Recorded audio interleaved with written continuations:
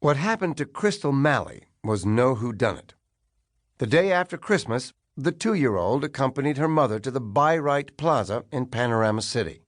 The promise of mega sale, deep discounts had stuffed the shabby fading mall with bargain hunters. Teenagers on winter break loitered near the Happy Taste food court and congregated among the CD racks of flip-disc music. The black-lit box of din that was the Galaxy Video Emporium pulsed with hormones and hostility. The air reeked of caramel corn and mustard and body odor. Frigid air blew through the poorly fitting doors of the recently closed indoor ice skating rink. Crystal Malley, an active, moody toddler of 25 months, managed to elude her mother's attention and pull free of her grasp.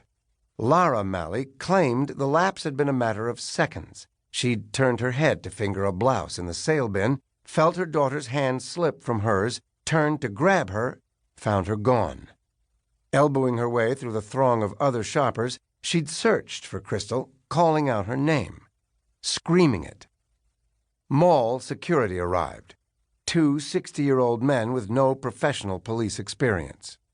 Their requests for Lara Malley to calm down so they could get the facts straight made her scream louder, and she hit one of them on the shoulder. The guards restrained her and phoned the police. Valley uniforms responded 14 minutes later, and a store-by-store search of the mall commenced. Every store was scrutinized. All bathrooms and storage areas were inspected. A troop of Eagle Scouts was summoned to help. Canine units unleashed their dogs. The canines picked up the little girl's scent in the store where her mother had lost her. Then, overwhelmed by thousands of other smells, the dogs nosed their way toward the mall's eastern exit and floundered. The search lasted 6 hours. Uniforms talked to each departing shopper. No one had seen Crystal. Night fell. Buy-Right closed. 2 Valley detectives stayed behind and reviewed the mall's security videotapes. All 4 machines utilized by the security company were antiquated and poorly maintained, and the black and white films were hazy and dark, blank for minutes at a time. The detectives concentrated on the time period immediately following Crystal Malley's reported disappearance. Even that wasn't simple. The machine's digital readouts were off by 3 to 5 hours. Finally, the right frames were located. And there it was. Long shot of a tiny figure dangling between 2 males. Crystal Malley had been wearing sweatpants, and so did the figure. Tiny legs kicked. 3 figures exiting the mall at the east end. Nothing more. No cameras scanned the parking lot.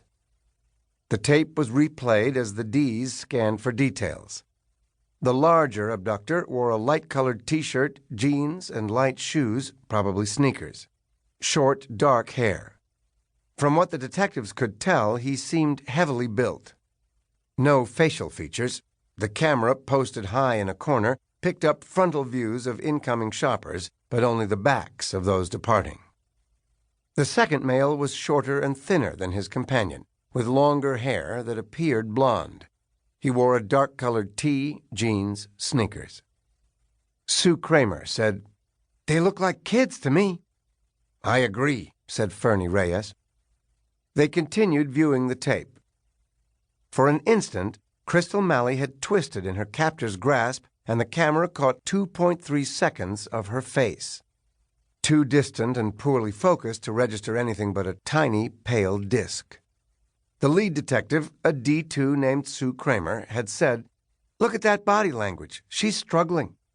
"And no one's noticing," said her partner, Fernando Reyes, pointing to the stream of shoppers pouring in and out of the mall.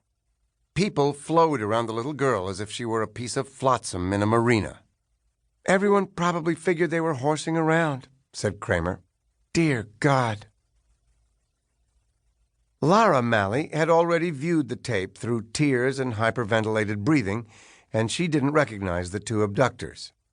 "How can I?" she whimpered. "Even if I knew them, they're so far away." Kramer and Reyes played it for her again. And again. 6 more times. With each viewing, she shook her head more slowly. By the time a uniform entered the security room and announced, "The father's here." The poor woman was nearly catatonic.